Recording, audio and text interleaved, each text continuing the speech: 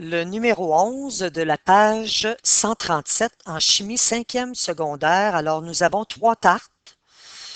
Une aux pommes, une aux cerises, une aux fraises. Alors, nous avons des masses de 1,25 kg pour la tarte aux pommes, de 1,06 pour la tarte aux cerises et 1,25 kg pour la tarte aux fraises. Et on nous demande laquelle parviendra le plus rapidement à la température ambiante dans la pièce qui est de 20 degrés Celsius. Bien entendu, on suppose que les 3 tartes ont la même capacité thermique massique. Alors, on va les placer en parallèle. On va utiliser la formule Q est égale à MC delta T. Donc, pour la tarte aux pommes, je vais l'appeler QP, tout simplement. Alors, nous avons besoin de la masse de la tarte aux pommes. La capacité thermique, c'est une valeur qui va être constante pour les 3 tartes. On va l'appeler C, tout simplement. On va la laisser générale. Ensuite, l'écart de température va être différent là, parce que les tartes ne sont pas à la même température initiale. On va faire la même chose pour la tarte aux cerises. Nous allons avoir la masse de la tarte aux cerises. La capacité thermique massique, même valeur. Le delta T, par contre, va être différent. Ensuite, on va les nommer delta P, delta TP, delta TC pour cerise.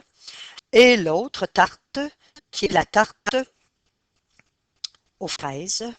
Alors, la masse de la tarte aux fraises multipliée par la capacité thermique. On va pouvoir faire des comparaisons très simples. Multipliée par la capacité thermique massique, mais qui est la même pour toutes les tartes. Alors, vous avez la tarte aux fraises ici. Alors, avec ce qu'on nous a donné, bon, là, je n'ai pas posé mon problème, mais on a des valeurs qui nous ont été données. Alors, pour la quantité d'énergie libérée à ce moment-là par la tarte aux pommes, ça va correspondre à la valeur suivante. Alors, on transforme nos kilogrammes en grammes. Donc, on multiplie par 1000. Je vais laisser tomber les unités. On va quand même les respecter, là, mais juste pour ne pas alourdir. Alors, nous avons le 1250 grammes pour la tarte aux pommes. Le C, on va le laisser constant, comme ça. Ensuite, le delta T, c'est la température finale moins la température initiale. Alors, on sort les tartes du four, on suppose. Elles vont refroidir sur le comptoir. Donc, nous avons pour la tarte aux pommes une température finale. Hein, on veut les amener à la température ambiante, donc 20 degrés Celsius. Et la température initiale qui avait été donnée était de 75 degrés Celsius. Alors, ce qu'on peut faire, tout simplement, c'est d'exprimer la quantité d'énergie en fonction de C, en fait, en fonction de la capacité thermique massique. Alors ici, le 20 moins 75, on obtient une valeur négative. La valeur négative nous indique tout simplement que la tarte va libérer de l'énergie. Alors voici l'énergie libérée par la tarte aux pommes. Elle est exprimée par rapport à la capacité thermique massique qui est C, tout simplement. C'est pas l'unité, là, c'est la capacité thermique massique. On a mentionné dans le problème que les 3 tartes avaient la même capacité thermique massique. Alors, on voit qu'elle va libérer, la tarte aux pommes, environ 68 750 fois de la capacité thermique massique. Alors, faisons la même chose pour la tarte aux cerises. Alors, je vais tout de suite effectuer le calcul. Alors, la tarte aux cerises a une masse ici de 1,06 kg. Alors, on va multiplier par 1000 pour avoir des grammes. La capacité thermique massique est la même. Bon, la température finale est de 20, est commune aux 3 tartes. Et sa température initiale, elle est aussi de 75 degrés Celsius. Alors, lorsque nous allons effectuer, encore une valeur négative qui apparaît, nous avons une valeur de moins 58 300 fois la capacité thermique massique. Donc, on peut voir que, en fait, le moins, je le répète, c'est tout simplement pour dire que l'énergie est libérée. Alors, on voit que la tarte aux pommes va avoir à libérer beaucoup plus, une plus grande quantité d'énergie pour arriver à 20 degrés Celsius. Par contre, la tarte aux cerises, elle va en dégager un peu moins. Alors, calculons maintenant la quantité d'énergie pour la tarte aux fraises. Alors, la tarte aux fraises, nous avons une masse de 1,25 kg.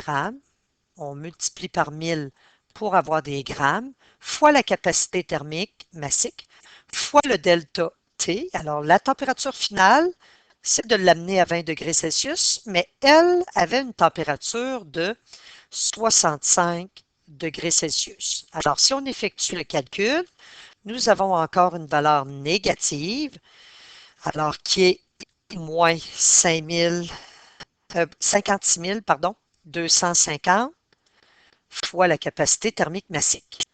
Donc, attention, le moins veut tout simplement dire que l'énergie est libérée. Alors, la plus petite valeur en valeur absolue, c'est celle-ci, 56 250. Donc, le moins veut dire que la tarte aux fraises va libérer 56 250 fois, c'est pas des joules, mais fois la capacité thermique, mais la capacité thermique est une constante. Alors, si on donnait à comme capacité thermique massique aux tartes, supposons 2 joules divisé par des grammes multiplié par des degrés Celsius, eh bien, on arriverait quand même à la quantité d'énergie libérée pour la tarte aux fraises, qui est moindre que la quantité d'énergie libérée par les autres tartes. Alors, on voulait savoir dans la question laquelle va parvenir le plus rapidement à une température ambiante de 20 degrés Celsius. Donc, laquelle va se refroidir le plus rapidement? Ben, c'est celle qui va avoir le moins d'énergie à libérer. Donc, c'est la tarte aux fraises. Et à ce moment-là, vos calculs, comme ça, très élémentaires, vont justifier. Donc, c'est la tarte aux fraises. Hein, donc, car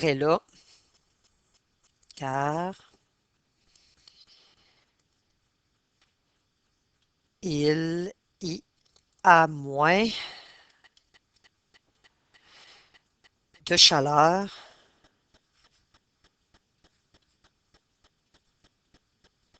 à dégager. Donc, elle n'a pas besoin de dégager une grosse quantité de chaleur, une grosse quantité d'énergie pour atteindre la température de 20 degrés Celsius. Donc, laquelle parviendra le plus rapidement, c'est la tarte aux fraises parce qu'elle a moins de chaleur à libérer justement pour atteindre la température de 20 degrés Celsius, tout simplement. Et je le répète, le moins, c'est tout simplement pour dire que les tartes libèrent de l'énergie, c'est le corps qui est chaud. Et l'air ambiant qui est à 20 degrés Celsius, c'est le corps qui est plus froid. La chaleur se transfère toujours du chaud vers le froid. Et voilà.